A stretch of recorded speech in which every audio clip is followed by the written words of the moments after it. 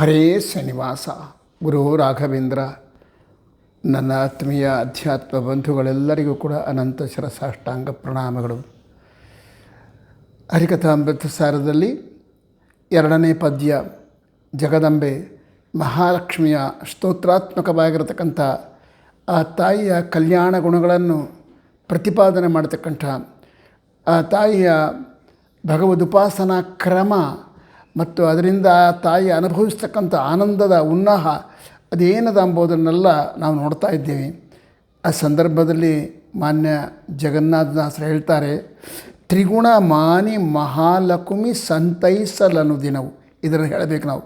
ಇದರಲ್ಲಿ ಅವ್ರು ಹೇಳ್ತಾರೆ ದಾಸರು, ತ್ರಿಗುಣಮಾನಿ ಸಂತೈಸಲಿ. ಮಹಾಲಕ್ಷ್ಮಿ ಏನಿದ್ದಾಳಲ್ಲ ಆ ತಾಯಿ ತ್ರಿಗುಣಮಾನಿ, 3 ಗುಣಗಳಿಗೆ ಅಭಿಮಾನಿ. ಅವು ಸತ್ವ ರಜಸ್ತಮೋ ಗುಣಗಳು. ಈ ಸತ್ವರಜಸ್ತಮೋ ಗುಣಗಳು ಇದರ ಬಗ್ಗೆ ಎಲ್ಲ ವಿಸ್ತಾರವಾಗಿ ಅವು ಲಿಂಗ ಶರೀರದಲ್ಲಿ ಹೇಗಿರ್ತವೆ ಎಲ್ಲವನ್ನು ಹೇಳಿದ್ದೀನಿ ಈಗಾಗಲೇ ನಾನು. ಆ ಸತ್ವರಜಸ್ತಮೋ ಗುಣಗಳು 2 ವಿಧವಾಗಿರ್ತವೆ. ಸೂಕ್ಷ್ಮ ಸತ್ವಗುಣ, ಸೂಕ್ಷ್ಮ ರಜೋಗುಣ, ಸೂಕ್ಷ್ಮ ತಮೋಗುಣ ಅಂಥೇಳಿ. ಅದರಂತೆ ಸ್ಥೂಲ ಸತ್ವಗುಣ, ಸ್ಥೂಲ ರಜೋಗುಣ, ಸ್ಥೂಲ ತಮೋಗುಣ ಅಂಥೇಳಿ ಇವು ಜೀವಿಯ ಜೀವನದ ಮೇಲೆ ಪರಿಣಾಮವನ್ನು ಉಂಟು ಮಾಡ್ತಾ ಇರ್ತವೆ ಪ್ರತಿ ಕ್ಷಣದಲ್ಲಿ ಜೀವಿಯ ಮೇಲೆ. ಇವುಗಳಿಂದ ನನ್ನನ್ನು ಕಾಪಾಡಲಿ, ಇವುಗಳಿಂದ ನನ್ನನ್ನು ರಕ್ಷಣೆ ಮಾಡಲಿ. ಸೂಕ್ಷ್ಮ ಸತ್ವಗುಣ ಅಂತ ಏನದಲ್ಲ, ಸೂಕ್ಷ್ಮ ಸತ್ವಗುಣ ಸೂಕ್ಷ್ಮ ರಜೋಗುಣ ಇವೆರಡು ಒಂದು ರೀತಿಯಿಂದ ಅದರಲ್ಲಿ ಪ್ರಧಾನವಾಗಿ ಸೂಕ್ಷ್ಮ ಸತ್ವಗುಣ ಪೂರ್ಣವಾಗಿ ಜೀವನವನ್ನು ಹಸನ ಮಾಡ್ತದೆ. ಸಾತ್ವಿಕ ಜೀವಿಯ ಜೀವನವನ್ನು ಭಗವಂತನ ಕಡೆ ಕರ್ಕೊಂಡು ಹೋಗ್ತದೆ. ಸೂಕ್ಷ್ಮ ಸತ್ವಗುಣ ಏನು ಮಾಡ್ತದೆ ಗೊತ್ತನಾ? ನಾಹಂಕರ್ತ ಹರಿಕರ್ತ ಅಂತಕ್ಕಂಥ ಒಂದು ಚಿಂತನೆಯನ್ನು ಕೊಡ್ತದೆ. ಅಂದರೆ ನಾನು ಕರ್ತನಲ್ಲ, ನಾನು ಸ್ವತಂತ್ರನಲ್ಲ, ಭಗವಂತ ಒಬ್ಬನೇ ಸ್ವತಂತ್ರ. ಅವನು ಮಾಡಿದಂತೆ ಮಾಡುವ ವ್ಯಕ್ತಿ ನಾನು, ಅವನ ಅಧೀನದಲ್ಲಿರ್ತಕ್ಕಂಥವನು ನಾನು ಅಂತಕ್ಕಂಥ ಒಂದು ದಿವ್ಯವಾದ ಜ್ಞಾನ. ಈ ಜ್ಞಾನವೇ ಅತ್ಯಂತ ಅವಶ್ಯಕ. ಜೀವಿಯ ಉದ್ಧಾರ ಆಗಬೇಕಾದ್ರೆ, ಜೀವಿ ಭಗವಂತನ ದಾಸನಾಗಬೇಕಾದ್ರೆ, ಆ ಪರಬ್ರಹ್ಮನ ಹತ್ತಿರ ನಾವು ಹೋಗಬೇಕಾದ್ರೆ ಮೊಟ್ಟ ಮೊದಲು ನಮ್ಮ ಜೀವನದಲ್ಲಿ ಬರಬೇಕಾಗಿದ್ದು ದಾಸೋಹಂ ತಮ ದಾಸೋಹಂ, ನಾನು ದಾಸ ಅಂತಕ್ಕಂಥ ಚಿಂತನೆ ಬರಬೇಕು. ಈ ದಾಸ ಅಂತಂಬ ಚಿಂತನೆ ನಮ್ಮ ಬರಬೇಕಾದ್ರೆ ನಮ್ಮಲ್ಲಿ ನಿರಹಂಕಾರತೆ ಬೆಳಿಬೇಕು. ಅದಕ್ಕೇನು ಬೇಕು? ನಾಹಂಕರ್ತ ಹರಿಕರ್ತ, ನಾನು ಸ್ವತಂತ್ರನಲ್ಲ, ಸ್ವತಂತ್ರ, ಭಗವಂತನೇ ಸರ್ವಕರ್ತ. ನಾವು ಜೀವಿಗಳೆಲ್ಲ ಕೂಡ ಕರ್ತೃತ್ವ ಇಲ್ಲದೇ ಇರತಕ್ಕಂಥವ್ರು, ಅವನ ಪ್ರೇರಣೆಯಂತೆ ಮಾಡತಕ್ಕಂಥವ್ರು ಎಂಬ ಭಾವನೆ ನಮಗಿರ್ತವೆ. ಇದನ್ನು ಸೂಕ್ಷ್ಮ ಸತ್ವ ಏನದಲ್ಲ, ಇದು ಮೊಟ್ಟ ಮೊದಲು ಪ್ರಧಾನವಾಗಿ ಉಂಟು ಮಾಡ್ತದೆ. 2ನೇದು ಹರಿರೇವ ಪರೋ ಹರಿರೇವ ಗುರು ಹರಿರೇವ ಜಗತ್ ಪಿತೃಮಾತೃಗತಿ ಅಂತಕ್ಕಂಥ ದಿವ್ಯ ಜ್ಞಾನವನ್ನು ಈ ಸೂಕ್ಷ್ಮ ಸತ್ವ ಕೊಡ್ತದೆ. ಹರಿಯೇ ಸರ್ವೋತ್ತಮ, ಹರಿಯೇ ಪರದೈವ, ಹರಿಯೇ ಈ ಜಗತ್ತಿಗೆ ತಂದೆ ತಾಯಿ ಬಂಧು ಬಳಗ, ಅವನೇ ಅಲ್ಲವು. ಗತಿ ಗೋತ್ರನು ಅವನು. ನಮ್ಮನ್ನು ಉದ್ಧಾರ ಮಾಡತಕ್ಕಂಥವನು, ನಮ್ಮ ಪಾಲಿಗೆ ತಂದೆಯಾದವನು, ನಮ್ಮ ಪಾಲಿಗೆ ತಾಯಿಯಾದವನು, ನಮ್ಮ ಪಾಲಿಗೆ ಎಲ್ಲ ರೀತಿಯಿಂದ ಬಂಧುವಾಗಿರ್ತಕ್ಕಂಥವನು ಯಾರಂದರೆ ಭಗವಂತ. ಈ ಜ್ಞಾನವನ್ನು ಯಾವುದು ಕೊಡ್ತದೆ ಅಂದರೆ ಸೂಕ್ಷ್ಮ ಸತ್ವ ಕೊಡ್ತದೆ. ಹರಿರೇವ ಪರೋ, ಅವನೇ ಸರ್ವೋತ್ತಮ. ಹರಿರೇವ ಪರೋ ಹರಿರೇವ ಗುರು, ಅವನೇ ನಮ್ಮ ಪಾಲಿಗೆ ಗುರು. ದಿವ್ಯವಾದ ಜ್ಞಾನವನ್ನು ಬೋಧನ ಮಾಡಿ ನಮ್ಮ ಜೀವನವನ್ನು ಪಾವನ ಮಾಡ್ತಕ್ಕಂಥ ಗುರು ಅವನೇ, ಬೋಧಕ ಅವನೇ. ಹರಿರೇವ ಪರೋ ಹರಿರೇವ ಗುರು ಹರಿರೇವ ಜಗತ್ ಪಿತೃಮಾತೃಗತಿ, ನನ್ನೊಬ್ಬನಿಗೆಲ್ಲ ಈ ಜಗತ್ತಿನಲ್ಲಿ ಈ ವಿಶ್ವದಲ್ಲಿರ್ತಕ್ಕಂಥ ಸಕಲ ಚೇತನ ಪ್ರಪಂಚಕ್ಕೆ ತಂದೆ ತಾಯಿ ಬಂದು ಅವನೇ ಸೃಷ್ಟಿ ಮಾಡುವುದು, ಅವನೇ ನಮ್ಮನ್ನು ಪಾಲನ ಮಾಡುವುದು, ಅವನೇ ನಮ್ಮ ಒಡನೆ ತಿರುಗತಕ್ಕಂಥವನು. ನಮ್ಮ ಎಲ್ಲ ಹಿತಗಳಿಗೆ ಅವನೇ ಕಾರಣ. ಆದ ಕಾರಣ ಅವನೇ ಬಂಧು ಅಂತ ಸ್ಪಷ್ಟ ಮಾಡ್ತಾರೆ. ಈ ದಿವ್ಯವಾದ ಜ್ಞಾನವನ್ನು ಸೂಕ್ಷ್ಮ ಸತ್ವಗುಣ ಕೊಡ್ತಾರೆ. ಇದೆಲ್ಲದಕ್ಕಿಂತ ಇನ್ನೊಂದು ಅದ್ಭುತವಾದ್ದು, ಈ ಜಗತ್ತೆಲ್ಲವೂ ಪಂಚಭೇದಾತ್ಮಕವಾದದ್ದು. ಭೇದ ಭಾವದಿಂದ ಕೂಡಿಕೊಂಡಿರತಕ್ಕಂಥದ್ದು ಈ ಜಗತ್ತು ಎಂಬ ಜ್ಞಾನವನ್ನು ಕೂಡ ಈ ಸೂಕ್ಷ್ಮ ಸತ್ವದಿಂದೇ ನಮಗೆ ಉಂಟಾಗ್ತದೆ. ಜೀವಭೇದರು, ಜೀವ ಜಡಭೇದ, ಜಡಭೇದ, ಜೀವ ಪರಮಾತ್ಮ ಭೇದ, ಜಡ ಪರಮಾತ್ಮನೂ ಭೇದ. ಜೀವಿಗಳು ಪರಸ್ಪರ ಭಿನ್ನರಾದವರೆಂಬ ಜ್ಞಾನವನ್ನು ಈ ಸೂಕ್ಷ್ಮ ಸತ್ವ ಕೊಡ್ತಾರೆ. ಆ ಜೀವಿಗೂ ಪರಮಾತ್ಮನಿಗೂ ಅಜಗಜಾಂತರ ವ್ಯತ್ಯಾಸ ಉಂಟು ಎಂಬುದನ್ನು ಕೂಡ ಈ ಸೂಕ್ಷ್ಮ ಸತ್ವನೇ ಕೊಡ್ತಾರೆ. ಜಡಗಳು ಎಲ್ಲ ಪದಾರ್ಥಗಳು ಎಷ್ಟು ಅಚೇತನ ಪದಾರ್ಥಗಳು ಅಂತ ಎಷ್ಟವೋ ಅವೆಲ್ಲವೂ ಕೂಡ ಪರಸ್ಪರ ಭಿನ್ನವಾಗಿರತಕ್ಕಂಥ ಬೇರೆ ಬೇರೆ ಆಗಿರತಕ್ಕಂಥವು. ಒಂದೇ ಒಂದು ನಾವು ಈ ಸುಲಭವಾಗಿ ತಿಳ್ಕೊಳ್ಳೋಕ್ಕೆ ಯಾರು ಇದಕ್ಕೆ ಪುಸ್ತಕ ಅಧ್ಯಯನ ಮಾಡಬೇಕಾಗಿಲ್ಲ. ನಮ್ಮ ಅನುಭವದಲ್ಲಿ ಪ್ರತಿ ಕ್ಷಣಕ್ಕೆ ಬರ್ತಕ್ಕಂಥದ್ದು ಪಂಚಭೂತಗಳವೆ. ಪೃಥ್ವಿ, ಅಪ್ಪು, ತೇಜೋ, ವಾಯು, ಆಕಾಶ. ಇವು ಪಂಚಭೂತ, ಇವು ಜಡಗಳು, ಇವು ಚೇತನಗಳಲ್ಲ. ಆಕಾಶಕ್ಕೂ ಗಾಳಿಗೂ ವ್ಯತ್ಯಾಸ ಇದೆ. ಆಕಾಶದಲ್ಲಿ ಗಾಳಿ, ಆಕಾಶ ಎಂಬುದು ಬಹಳ ವಿಸ್ತಾರವಾಗಿರತಕ್ಕಂಥದ್ದು. ಈ ಆಕಾಶದಲ್ಲೇ ಗಾಳಿ ಅದೆ, ಅಗ್ನಿ ಅದೆ, ನೀರು ಅದೆ ಮತ್ತು ಜಲ, ಇದು ಪೃಥ್ವಿ ಅದೆ. ಆಕಾಶಕ್ಕೂ ಗಾಳಿಗೂ ಭೇದ ಇದೆ. ಆಕಾಶದಲ್ಲಿ ಇರುವುದು ಗಾಳಿ. ಒಂದು ರೀತಿಯಿಂದ ಗಾಳಿಗೆ ಆಶ್ರಯ ಕೊಟ್ಟಿದ್ದು ಯಾವುದು ಅಂದರೆ ಆಕಾಶ. ಆಶ್ರಯ ಕೊಟ್ಟ ಗಾಳಿ ಆಕಾಶಕ್ಕೂ ಆಶ್ರಯವನ್ನು ತಗೊಂಡಿರ್ತಕ್ಕಂಥ ಗಾಳಿಗೂ ಭೇದ ಅಂಬೋದು ಯಾರು ಹೇಳಬೇಕಾಗಿಲ್ಲ. ಆಕಾಶನೇ ಗಾಳಿ ಅಲ್ಲ, ಗಾಳಿನೇ ಆಕಾಶ ಅಲ್ಲ. ಅದರ ವ್ಯಾಪಾರನೇ ಬೇರೆ, ಇದರ ವ್ಯಾಪಾರನೇ ಬೇರೆ. ಗಾಳಿ ನಮಗೆ ಸ್ಪರ್ಶವನ್ನು ಕೊಡ್ತದೆ, ನಮ್ಮ ಅಸ್ತಿತ್ವಕ್ಕೆ, ನಮ್ಮ ಉಳಿವಿಗೆ ಕಾರಣ. ಗಾಳಿ ಇಲ್ಲದೆ ಇದ್ದರೆ ನಾವು ಬದುಕಲಾರಿವೆ. ಇಂಥ ಗಾಳಿಗೆ ಆಶ್ರಯ ಕೊಟ್ಟಿದ್ದು ಯಾವುದು? ಆಕಾಶ. ಆಕಾಶ ನಮ್ಮ ಅಸ್ತಿತ್ವಕ್ಕೆ, ನಮ್ಮ ಇರುವಿಕೆಗೆ ಕಾರಣೀಭೂತವಾಗಿದೆ. ಇನ್ನು ನೀರಿಗೂ ಭೂಮಿಗೂ ವ್ಯತ್ಯಾಸ ಇದೆ. ಅದು ಶುದ್ಧ. ನಾನು ಈಗಾಗಲೇ ಹರಿಕಥಾಂಶ ಹಿಂದೆ ಹೇಳಿದ್ದೀನಿ. ನೀರು ಇವಾಗ ನಮ್ಮ ಅನುಭವದಲ್ಲಿ, ಭೂಮಂಡಲದಲ್ಲಿ, ಭೂಮಿಯಲ್ಲಿ, ಬ್ರಹ್ಮಾಂಡದ ಒಳಗಡೆ ನಮ್ಮ ಅನುಭವದಲ್ಲಿ ಇರತಕ್ಕಂಥ ನೀರು ಬೇರೆ. ನೀರು ಮತ್ತು ಪೃಥ್ವಿ, ಗಾಳಿ, ಅಗ್ನಿ, ಆಕಾಶ ಇವೇನವಲ್ಲ, ಇವು ಮಿಶ್ರಣ ಹೊಂದಿರತಕ್ಕಂಥ ಪಂಚಭೂತಗಳು. ಬ್ರಹ್ಮಾಂಡದ ಹೊರಭಾಗದಲ್ಲಿರತಕ್ಕಂಥ ಪೃಥ್ವಿ, ಅಪ್ಪು, ತೇಜೋ, ವಾಯು, ಆಕಾಶಗಳಿರವಲ್ಲ, ಅವು ಶುದ್ಧವಾದದ್ದು. ಗಾಳಿಯಲ್ಲಿ ನೀರು ಕಲ್ತಿಲ್ಲ, ನೀರಿನಲ್ಲಿ ಆಕಾಶ ಕಲ್ತಿಲ್ಲ, ಆಕಾಶದಲ್ಲಿ ಪೃಥ್ವಿ ಕಲ್ತಿಲ್ಲ, ಪೃಥ್ವಿಯಲ್ಲಿ ಅಗ್ನಿ ಕಲ್ತಿಲ್ಲ. ಇದು ಎಲ್ಲಿ? ಬ್ರಹ್ಮಾಂಡದ ಹೊರಭಾಗದಲ್ಲಿ. ಅದೇ ಬ್ರಹ್ಮಾಂಡದ ಒಳಗೆ ಭಗವಂತ ಅವುಗಳನ್ನು ತಂದಾಗ ಏನು ಮಾಡ್ತಾನೆ? ಮಿಶ್ರಣ ಮಾಡ್ತಾನೆ, ಒಂದರಲ್ಲಿ ಒಂದನ್ನು ಬೆರಕೆ ಮಾಡ್ತಾನೆ. ನೀರಿನಲ್ಲಿ ಪೃಥ್ವಿ ಇರ್ತದೆ, ಪೃಥ್ವಿಯಲ್ಲಿ ನೀರು ಇರ್ತದೆ. ಅದೇ ಮಣ್ಣಿನಲ್ಲಿ ನೀರು ಇರ್ತದೆ, ನೀರಿನ ಅದರಿಷ್ಟೇ. ಮಣ್ಣು ಪ್ರಧಾನವಾದಾಗ ಮಣ್ಣಿನ ಅಂಶ ಜಾಸ್ತಿ ಇರ್ತದೆ, ನೀರಿನ ಅಂಶ ಬಹಳ ಸ್ವಲ್ಪ ಇರ್ತದೆ. ಅದರ ಬಗ್ಗೆ ಎಲ್ಲ ವಿಸ್ತಾರವಾಗಿ ವಿವರಣೆ ಮಾಡಿದ್ದೀನಿ. ಸೊ ಇವೆಲ್ಲವೂ ಪರಸ್ಪರ ಭೇದದಿಂದ ಕೂಡಿಕೊಂಡಿದ್ದ ಪಂಚಭೂತಗಳನ್ನು ನಮ್ಮ ಅನುಭವದಲ್ಲಿರ್ತಕ್ಕಂಥ ಈ ಪಂಚಭೂತಗಳನ್ನು ನಾವು ಚಿಂತನೆ ಮಾಡಿದರೆ ಯಾರು ನೀರು ಗಾಳಿ ಒಂದು ಅಂಬಲ್ಲ. ನೀರು ಬೇರೆ, ಗಾಳಿ ಬೇರೆ, ಗಾಳಿ ಬೇರೆ, ಮಣ್ಣು ಬೇರೆ, ಮಣ್ಣು ಬೇರೆ, ಅಗ್ನಿ ಬೇರೆ, ಅಗ್ನಿ ಬೇರೆ, ಆಕಾಶ ಬೇರೆ ಅಂತ ನಾವು ಹೇಳಿದ್ವಿ. ಇದು ನಮ್ಮ ಅನುಭವದಲ್ಲಿ ಪ್ರತಿ ಕ್ಷಣದಲ್ಲಿ ಬರತಕ್ಕಂಥದ್ದು. ಆದ ಕಾರಣ ಭೇದ ಜ್ಞಾನವನ್ನು, ಪಂಚಭೇದ ಜ್ಞಾನವನ್ನು ಈ ಸೂಕ್ಷ್ಮ ತತ್ವ ಅಂತ ಏನದಲ್ಲ ಇದು ಕೊಡ್ತದೆ. ಆದರೆ ಆ ಸೂಕ್ಷ್ಮ ತತ್ವ ಕೂಡ ಜಡ, ಅದು ಸ್ವತಃ ತಾನು ಕೊಳ್ಳಾರದು. ಅದನ್ನು ನಮಗೆ ಆ ರೀತಿ ಮಾಡುವವಳು ಯಾರು ಅಂದರೆ ಲಕ್ಷ್ಮೀದೇವಿ, ಜಗದಂಬೆ. ಆ ಸೂಕ್ಷ್ಮ ತತ್ವದಲ್ಲಿ ಇದ್ದು ಆ ಸೂಕ್ಷ್ಮ ತತ್ವದ ದ್ವಾರ ನಮಗೇನು ಕೊಡ್ತಾಳೆ? ಹರಿರೇವ ಪರೋ ಹರಿರೇವ ಗುರು ಅಂತಕ್ಕಂಥ ಜ್ಞಾನ ಕೊಡ್ತಾಳೆ.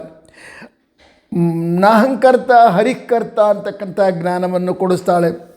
ಮತ್ತು ಈ ಜೀವ ಜಡ ಪಂಚಭೇದಾತ್ಮಕವಾದದ್ದು ಈ ಪ್ರಪಂಚ ಅಂತಕ್ಕಂಥ ದಿವ್ಯ ಜ್ಞಾನವನ್ನು ಕೊಡ್ತಾಳೆ. ಅದು ಕಾರಣ ಅವಳು ದಾಸರು, ಜಗನ್ನಾಥ ದಾಸರು ಕೇಳ್ತಾರೆ, ತ್ರಿಗುಣಗಳಿಗೆ ಮಾನೆಯಾಗಿರ್ತಕ್ಕಂಥ ಅಮ್ಮ ಲಕ್ಷ್ಮೀ, ಮಹಾಲಕ್ಷ್ಮಿ, ದಯಮಾಡಿ ಸಂತೈಸು, ನನ್ನನ್ನು ರಕ್ಷಣೆ ಮಾಡಮ್ಮ, ನನಗೆ ಆನಂದ ಕೊಡು. ಸಂತೈಸು ಎಂಬ ಆ ಶಬ್ದಕ್ಕೆ ಬಹಳ ಅರ್ಥಗಳು. ಸಂತೈಸೋಣ ಅಂದರೆ ದುಃಖದಲ್ಲಿ ಇದ್ದವರನ್ನು ಒಂದು ರೀತಿ ಸಮಾಧಾನಗೊಳಿಸುವುದೇನದಲ್ಲ, ಇದಕ್ಕೂ ಸಂತೈಸೋದು. ಸಂತೈಸು ಅಂದರೆ ಆನಂದ ಪಡಿಸೋದು, ಸಮ್ಯಕ್ ಆನಂದ ಪಡಿಸ್ತಕ್ಕಂಥ ಈ ಇಂಥ ಸೂಕ್ಷ್ಮ ಸತ್ವಗುಣದಿಂದ ನನಗಿಂಥ ದಿವ್ಯವಾದ ಜ್ಞಾನವನ್ನು ಕೊಟ್ಟು ನನ್ನನ್ನು ಆನಂದ ಪಡಿಸು ಅಂತ ಕೇಳ್ತಾಳೆ.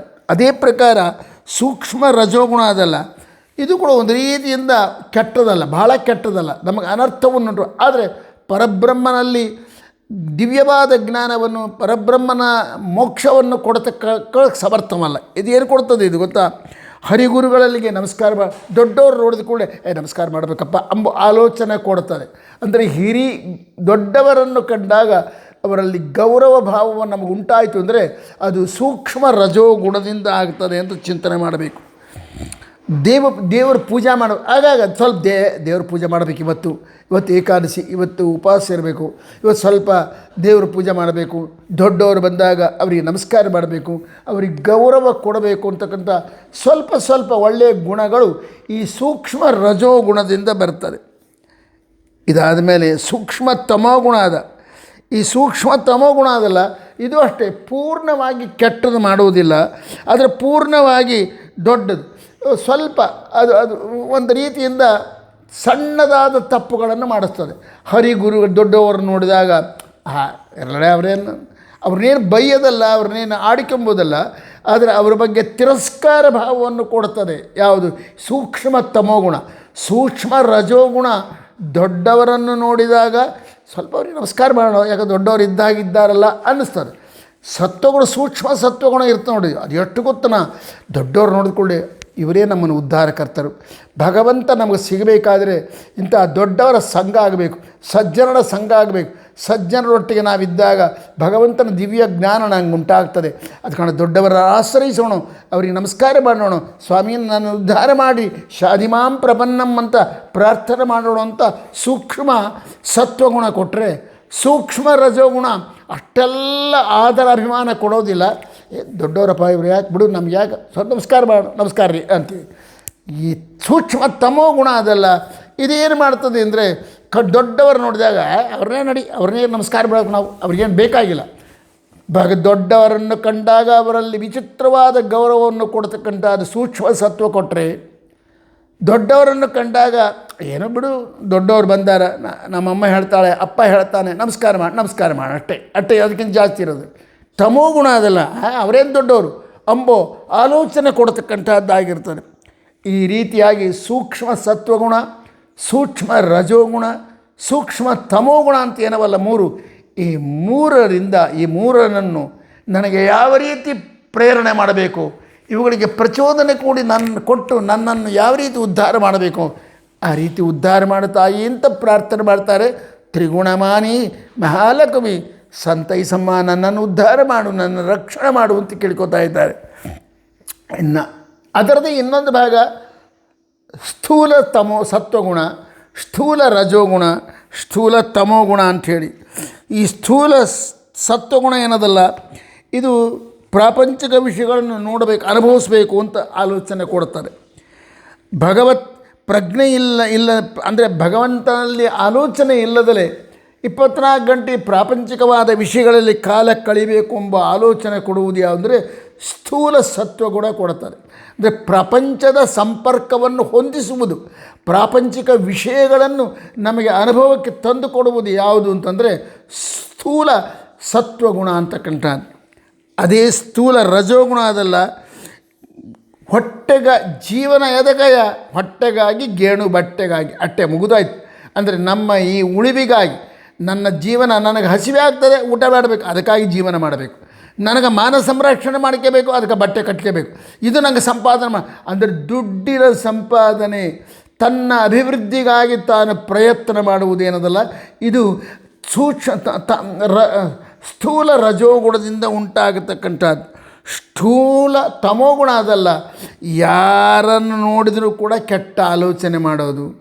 ಒಬ್ಬ ಪುಣ್ಯಾತ್ಮ ಹೋಗ್ತಾ ಇದ್ದ ಅಂದರೆ ಅವನನ್ನು ಕೆಟ್ಟದಾಗಿ ಆಲೋಚನೆ ಮಾಡೋದು, ಅವರಲ್ಲಿ ವಿನಾಕಾರಣ ದ್ವೇಷ ಮಾಡೋದು. ಯಾವುದು ಅವ್ರು ಏನು ಮಾತಾಡಿರೋದು ಅಂದಿಲ್ಲ, ಅವ್ರು ನೋಡಿದ್ರು ಸಂಕಟಪಟ್ಟು ಸಾಯೋದು.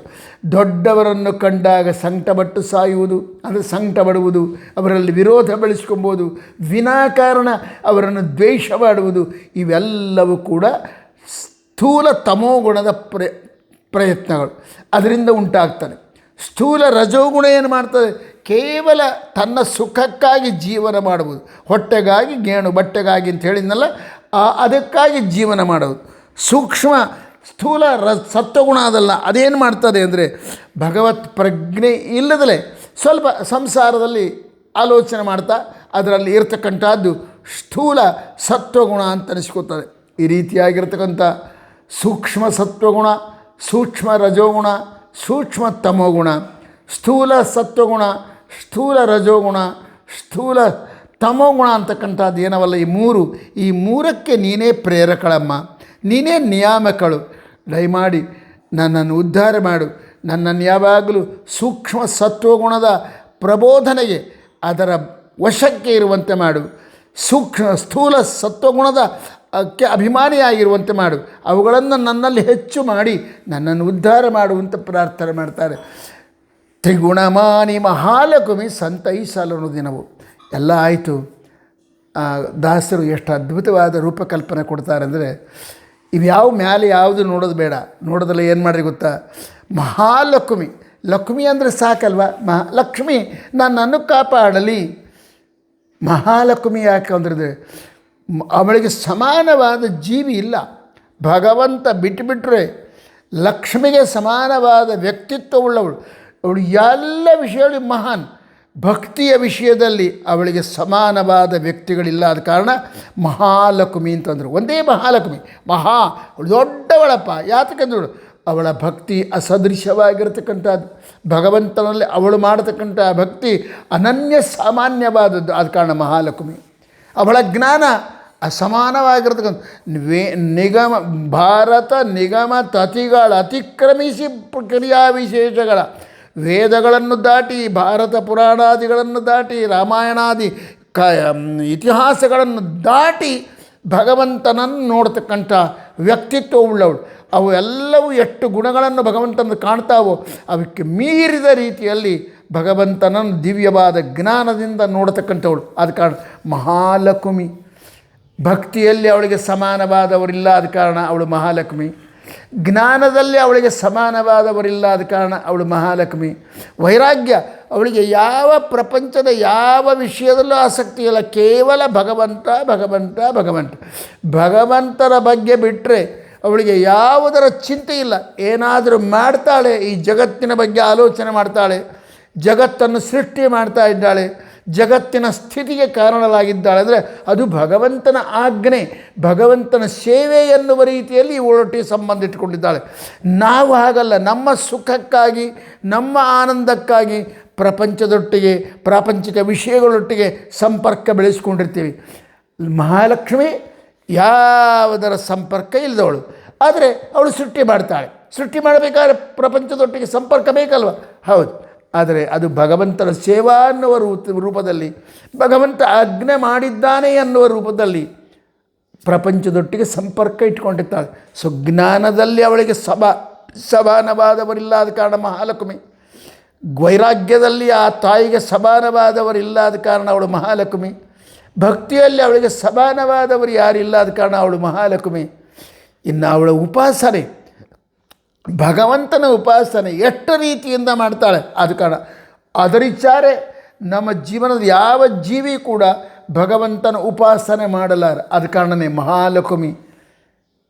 ಜ್ಞಾನ, ಭಕ್ತಿ, ವೈರಾಗ್ಯ, ಉಪಾಸನೆ ಎಲ್ಲದರಲ್ಲಿ ಅವಳು ಎಲ್ಲರನ್ನು ಮೀರಿಸಿ ನಿಂತಿದ್ದಾಳಾದ ಕಾರಣ ಅವಳು ಮಹಾಲಕ್ಷ್ಮಿ. ಎಲ್ಲ ದೇವತೆಗಳನ್ನು, ಬ್ರಹ್ಮಾದಿ ಸಕಲ ದೇವತೆಗಳನ್ನು ನಿಯಂತ್ರಣ ಮಾಡ್ತಾಳಾದ ಕಾರಣ ಮಹಾಲಕ್ಷ್ಮಿ. ಅಂಬ್ರಣಿ ಸೂಕ್ತ ಹೇಳ್ತಾರೆ, ಕಾಮ ಯೇ ತಂತ ಮುಗ್ರಂ ಕೃಣೋಮಿ ತಂ ಬ್ರಹ್ಮಾಣಂ ತಂ ಋಷಿಂ ತಂ ಸುಮೇಧಾಂ. ನಾನು ಯಾರನ್ನು ಏನು ಮಾಡಬೇಕು ಅಂದರೆ ಅದು ಮಾಡಬಲ್ಲೆ, ನನಗೆ ಅಷ್ಟು ಸಾಮರ್ಥ್ಯ ಅದ ಅಂತ ಹೇಳ್ತಾಳೆ. ಅಂದರೆ ಅಷ್ಟು ಸಾಮರ್ಥ್ಯ ಇರಬೇಕಾದ್ರೆ ಅವಳು ಎಷ್ಟು ದೊಡ್ಡವಳಾಗಿರಬೇಕು. ಅದ ಕಾರಣ ಮಹಾಲಕ್ಷ್ಮಿ. ಈ ರೀತಿಯಾಗಿ ಲಕ್ಷ್ಮೀ ದೇವಿಯ ದಿವ್ಯವಾಗಿರತಕ್ಕಂಥ ಚಿಂತನೆಯನ್ನು ಕೊಟ್ಟು ಆ ತಾಯಿಯನ್ನು ಪ್ರಾರ್ಥನೆ ಮಾಡಲಿಕ್ಕೆ ನಮ್ಮೆಲ್ಲರಿಗೆ ಮಾರ್ಗದರ್ಶನ ಮಾಡಿ ಒಂದು ಮಾತು ಹೇಳ್ತಾರೆ ಜಗನ್ನಾಥದಾಸರು. ನಾನು ಈ ಪದ್ಯ ಹೇಳಿದ್ದೀನಲ್ಲ, ಈ ಪದ್ಯ ಹೇಳೋದರಿಂದ ನಿನ್ನನ್ನು ಲಕ್ಷ್ಮೀ ಸ್ತೋತ್ರ ಮಾಡುವೆಂಬುದು ಒಂದು ಪ್ರಧಾನ ಉದ್ದೇಶ. ಆದರೆ ಲಕ್ಷ್ಮಿಯ ದ್ವಾರ ಭಗವಂತನನ್ನು ಕಾಣಲಿಕ್ಕೆ ಪ್ರಯತ್ನ ಮಾಡು ಅಂತ ಹೇಳುವುದು ಒಂದಾದರೆ, ಮತ್ತೊಂದೇನು ಗೊತ್ತನ, ಸ್ವಲ್ಪ ಆಕೆಯ ಬಗ್ಗೆ ನಾನು ಏನು ಹೇಳಿದ್ದೀನೋ ಅವೆಲ್ಲವನ್ನು ಚಿಂತನೆ ಮಾಡಿ ನೀನು ಕೂಡ ನಿನ್ನ ಯೋಗ್ಯತೆಗೆ ತಕ್ಕಂತೆ ಅವಳನ್ನು ಅನುಸರಿಸು.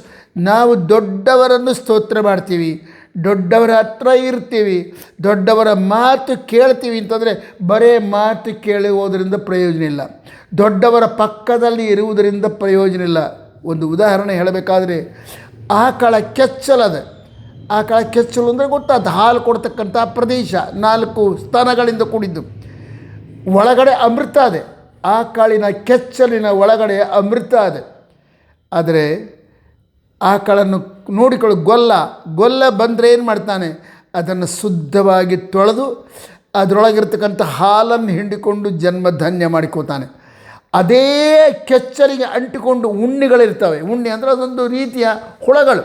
ಅವು ಆ ಒಳಗಿರ್ತಕ್ಕಂಥ ಹಾಲು ಕುಡಿಲಿಕ್ಕೆ ಪ್ರಯತ್ನ ಮಾಡುವುದಿಲ್ಲ, ಮತ್ತೇನು ಮಾಡ್ತವೆ, ಬರೀ ಅದರೊಳಗೆ ರಕ್ತ ಕುಡಿಬೇಕು ಅಂತ ಪ್ರಯತ್ನ ಮಾಡ್ತವೆ.